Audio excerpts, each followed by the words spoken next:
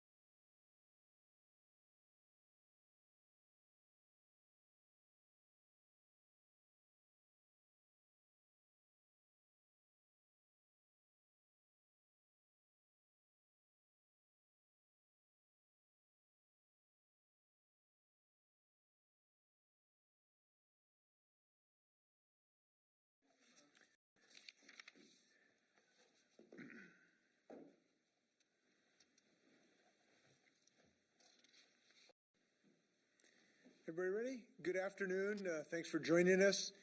I want to comment first about the grief and anger we are all feeling right now about the gun violence we're experiencing in our nation, from Nashville to the shootings of our courageous police officers here in the state of Washington to the multiple homicides. We ought to be angry and we ought to insist on action. And thank goodness we live in a state where we're going to take action. I am very pleased to say that I'm confident we're going to take action to promote gun safety and take strong actions against gun violence in the state this year, and I look forward to signing bills in this regard.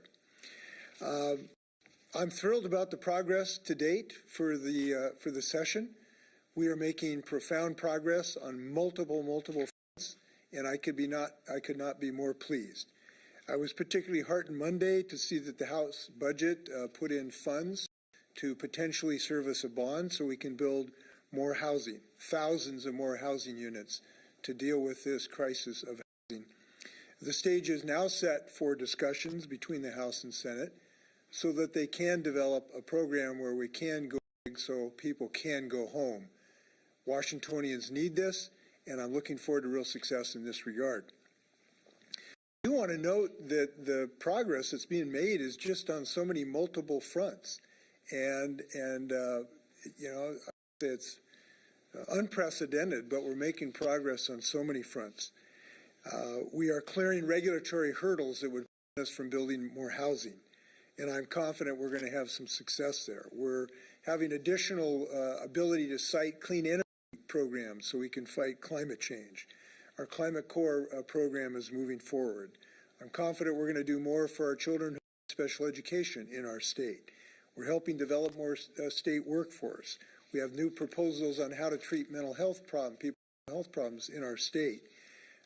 We are protecting a woman's right of choice and against the assault on the women right of choice in various quarters in our country and in our state. We're moving forward on sustainable aviation fuels. By the way, I was so excited the other day. I went to this lake and saw the first commercial airplane that flew on batteries ever in human history, and the first commercial plane that flew on hydrogen in world history, both in the same hangar at Moses Lake. That's the kind of progress we're making. That's the kind of state we are. We signed a bill today to cap insulin costs at $35 a month. I just listed some of the progress we're going to make this session, so I'm feeling really positive about the work we're doing. I'd like to talk about our current status of our efforts against homelessness. I'm pleased to tell you that we're making real progress on this, even in the short term. As we speak, because of our state financing that we got a couple years ago, we're moving encampments at Pasadena in Seattle, in the International District in Seattle, and a third in Michigan. And just those three camps are connecting over 200 people with housing. At Camp Hope in Spokane, we have succeeded in reducing the number of people from 467 last fall to just 55 last week. Now, this progress has been fairly rapid. Since we started the Right Away initiative, we have moved over 500 people into housing on rights of way, just from our state right-of-ways, and I've had 200 people have had temporary shelter. And we're going to keep that progress going. As we enter the last 3 weeks of our session, there are a few points I want to make about our continuing effort, particularly in regard to some concerns that have been raised.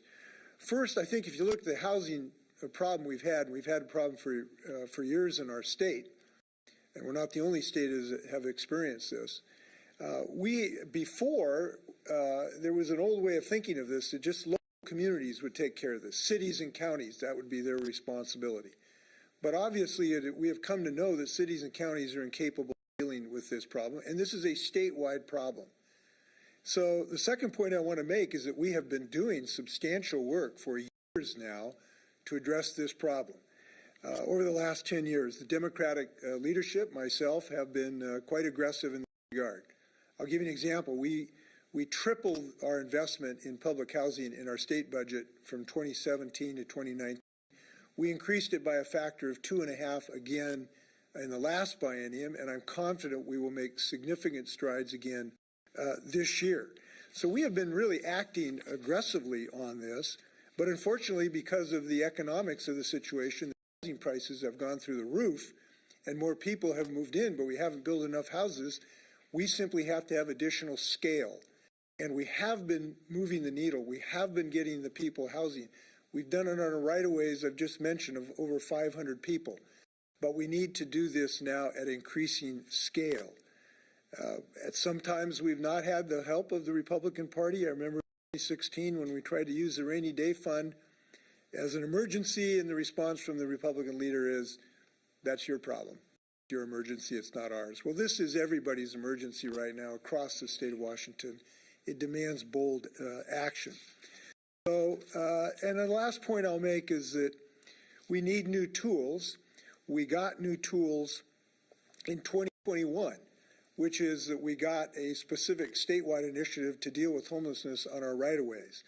And that rapid capital housing fund is allowing for us to move people quickly. So we don't have to wait 4 or 5 years to build an apartment. We can convert motels like the Catalyst building in Spokane. We can build tiny home villages. We can do things much more quickly. And that has allowed us to move over 500 people off of our right-of-ways in the last several months. So that tool really was a game changer, and now we need to continue that type of investment to continue this progress. Some good public safety news this week on a large fentanyl bust. I want to thank everyone involved in that. It was quite significant. I want to thank our Department of Corrections that was involved in that effort with federal and other local law enforcement. Over 800,000 fentanyl pills off the street, 220 pounds of methamphetamine. 27 people were indicted, many of whom are tied to an Aryan white supremacy prison gangs. It was a good step forward on this ongoing effort. I want to thank our former counsel, Nick Brown, now U.S. for our region, who was instrumental in that effort.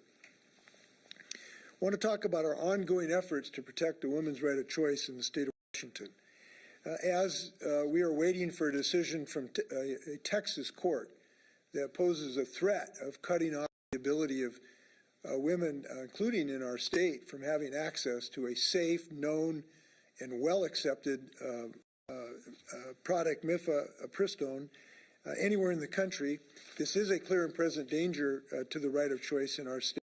So we've been working with legislators in advance to pursue options in our state that would ensure continued access to mifepristone. And I'm encouraged we may have found a path to do that. We are also moving forward with shield laws to prevent states from trying to intrude in our state to violate a woman's right of choice. And I am concerned about an issue in Idaho now, which would threaten the ability of people to travel across state lines. People have a constitutional right to travel. It is protected. And Idaho should not be able to prevent people from coming to the state of Washington for a woman's right of choice. There is a bill pending that's passed one chamber, I've told, that will not stand. It is unconstitutional to deny anyone a right of travel in this regard. So we'll have more to say about that as progress moves forward. So with that, happy to stand for your questions. Governor, earlier this week, the House Reentry Committee amended the drug possession bill to change possession to a misdemeanor instead of a gross misdemeanor. I just want to get your thoughts on that, if that's something that you agree with or don't agree with. Well, what I've been saying throughout this session is I think we need to have two things. We need to have as much enhanced treatment options as possible, as much diversion as possible from the criminal justice system, but we do need a sanction, I believe, a criminal sanction for those who refuse to accept treatment. And I am open to different ways between a gross misdemeanor and misdemeanor. I will accept either one, but we do need to have some sanction. So I'll look forward to what the legislature produces and put on my desk. We do need a bill in this regard, though. Two questions.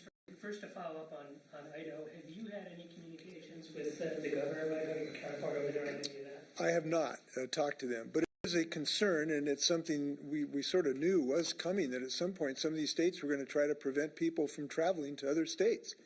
And there is a constitutional right to travel in this country. And, you know, as I read, and I have to get more clarity on this, but as I read the proposed statute in Idaho, even a Washingtonian who travels on vacation to Idaho technically would not be able to return without criminal sanction if you had someone who was going to help them get access to this choice, whether it's a minor or not. This is not acceptable to have Idaho telling people they can't travel to Washington. So I'm concerned about this.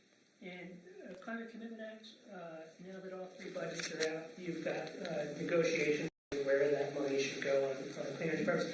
Oh, what's your pitch for why your proposal is the strongest, or what you would like to see, at least in a final agreed upon version?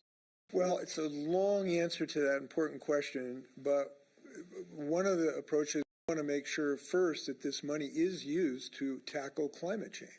That is the first priority, meaning we need to use this money for what it was intended for, which is to reduce carbon pollution and fight climate change. And that is things that we're going to insist upon, because there's many things that are good projects in the state of Washington, but we've got to focus using the money for that purpose. We have made a commitment to Washingtonians to reduce our carbon pollution, and to do that, we want to make sure this money is used for that purpose. So broadly speaking, I would say that is our number one intent. Governor, could you elaborate for a moment on the decision in a Texas court on the access to the drug, the abortion drug? You said we may find a path to do that. It sounds like you and legislators are working on new legislation, or is this an existing bill? What do you have in mind? There is a prospect of additional bills being dropped to address this. We don't know whether it's really necessary at this moment to have a statute to do what we have in mind, but we are trying to create a backup plan, if you will, so that we have this product available to us in the event of an adverse decision by this court. And I'm not going to say a lot more about that at the moment, but I can tell you that we have some creative ways of dealing with this problem. Karen Kaiser, I would suggest you talk to Karen Kaiser about this too. Speaking of prescription medication, I know that there was legislation passed to create the Prescription Affordability Board. Are you planning to appoint members to that board sometime soon? The Prescription Affordability. I don't know the answer to that. Okay. You've caught me flat-footed on this, so I'll have to get back to you on it. All right, thanks. Governor, on the going back to abortion for a second, on the Idaho law, you mentioned the SHIELD law in Washington. Is it your understanding that that would be enough to protect folks traveling? Is there anything else that Washington can do to protect? Well, I think the SHIELD law would protect, to the extent humanly possible, Idaho from using the Washington state judicial system to deny a woman the right of choice. But we're concerned that if the Idaho courts and the Idaho criminal justice system attempts to prevent people, even Washingtonians, from stepping across the line from Idaho to Washington, that is unacceptable. So the SHIELD law couldn't really could not control the Idaho courts. We've got to find a different mechanism in that regard. Governor, on special education, as the House and Senate work out their proposals, are there particular programs that you would like to see funded in an eventual education budget? Well, I think there's nothing that I think right now that we're proposing to change the mechanism of prioritizing this. Obviously, the goal is to have as individualized plans for students that can meet their special and unique needs as possible. And those are all of the techniques and curriculums we want to see happen. But number one, we do need to boost the money that is available to these local school districts to provide these services. I proposed an increase. I'm confident there will be an increase. So that's the number one goal right now. Give the local districts more dollars to be able to do this. And a lot of these students can have some tremendous need that is not inexpensive to be provided for. But these are great young people with great potential, and so we're going to make progress on this. Governor, there was a homicide on one of the WSDOE right-of-ways recently in Seattle. Should a homicide raise the level of how those encampments get cleared? You know, homicides take place everywhere in the state of Washington, unfortunately. They take place in hotels and apartments, everywhere. And they also take place near or on encampments. So I wouldn't say automatically that that would somehow becomes the number one priority. You might have a higher priority for a larger camp. You might have a higher priority for a camp that has much more different kind of criminal behavior. It may be a one-off on that. I can't say necessarily that goes. It should be one of the things we consider. It is one of the things we consider in making these decisions. It's one of the reasons we've moved with relative speed on the CID in the Pasadena and Michigan. And I'm proud that as we speak today, there's cleanups of those 3 camps, which is a significant improvement. And the reason we were able to do this is we started working on this 2 years ago. The reason we were able to do Pasadena camp today is because 2 years ago, I was fairly insistent with the legislature that they fund to get these folks housed and off of our right-of-ways. So we're seeing the fruition now of something we started over 2 years ago, and I'm happy about that. But I want to reiterate, if we're going to do this at scale, we need a huge increase in funding. That is simply a reality. And we need that funding so we can house people and so that they can then get off of drug addiction and they can deal with their mental health challenges, but they need a roof over their head to be able to do that. So we've got to get that scale of investment. We can't just be going from one homicide to another. That's not good enough. We need to, if we can't eliminate these encampments, do as much as we humanly possible. That's what I believe Washington wants. I was out at Pasadena this morning, and you talk about rapid, you talk about 2 years. There's neighbors there that are upset that it didn't go quickly. You met with some of those neighbors. What kind of impact did that have on you, meeting with those neighbors? Well, listen, they were concerned about kids. There's John Stanford School. I went and met the teachers with there too. I understand that as a parent and as a grandparent. I understand that. But that's why we've been working so hard on this. We understand how frustrating this is. I'm frustrated by this as well. Maybe I'm the most frustrated person in the state. That's why 2 years ago we did this state right-of-way initiative. That's why 6 years ago we tripled the number of dollars going into homelessness. That's why I'm pushing all of our partners to move as quickly as they possibly can. I'm glad in Spokane the court ordered Spokane police to start providing law enforcement at Camp Hope, for instance, and ordered the city to start working with us. So I understand those frustrations. They're real, and we've got to move as fast as we can. That's another thing I want to mention. I think that when we do increase these investments, we need to focus on rapid housing as one of the solutions. We cannot expect neighborhoods to wait 5 years until apartments are built. We have to find frequent rapid housing solutions, converted motels, tiny home villages, different creative ways to do this.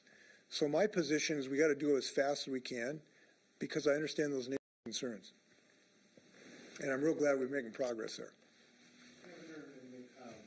All 3 budgets, yours and the legislature, they include several $1 million for the operation of an involuntary commitment, a mental health treatment facility in the town of Stanwood.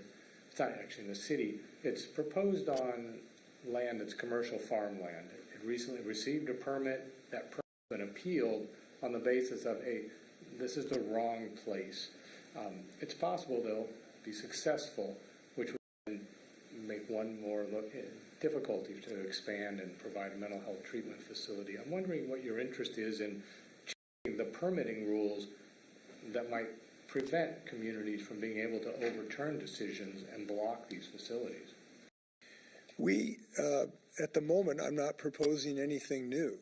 But what I am proposing is that we know that once we see these facilities, they become successful. And frequently there are concerns by the neighborhood. And if they're listened to and responded to, 6 months later, everybody wonders what we were fighting about because they become part of the neighborhood. It's true for tiny home villages. It's true for mental health treatment centers. It's true for drug treatment centers. We had this huge concern out in Linwood about a drug treatment center, and 6 months from now, people say that's just part of the neighborhood because we're treating people with drug addiction. Same thing with mental health. So we have to listen to people's legitimate concerns, try to accommodate them, but we need to cite these facilities. And all of us need to accept some recognition of that. I heard one person, I don't know if it was in regard to the stand one or not, a woman said, "I'm all for mental health, just not here." Well, you can't make progress if that's everybody's attitude. And we've got to keep our heads down and moving forward on this. Anything else? Okay, thanks very much. Be well. Go Mariners.